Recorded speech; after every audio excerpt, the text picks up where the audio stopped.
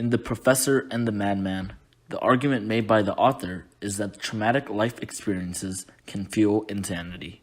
So one of the most prominent rhetorical strategies that the author uses when describing how Dr. Miner's mental state develops as a result of certain events in his life is diction. Many of Dr. Miner's early perverse thoughts are recorded, but it's actually emphasized that in his youth he never actually acted upon these perversions. The use of the word unconsummated, rather than putting it more plainly as didn't have sex with, emphasizes the still present normality.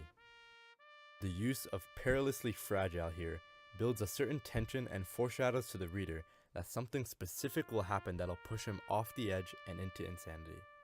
To really emphasize the trauma that Dr. Miner experiences, Winchester uses especially vivid descriptions of the intensity of the battle.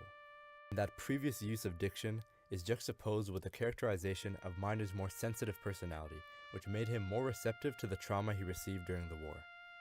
And here we see Winchester really hone in on the descriptions of what truly built Miner's insanity, and what the symptoms of it were.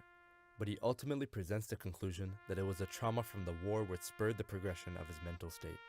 To qualify the claim made by Winchester, we can look to a more recent historical precedent.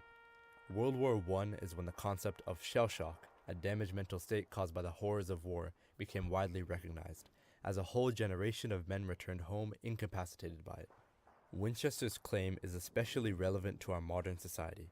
We face a nationwide mental health crisis with our veterans, and by understanding how traumatic experiences as a whole can push an individual to the brink of mental instability, we can better address this tragic epidemic. This displays the loneliness and torment as a result of trauma. Thank you for watching our presentation.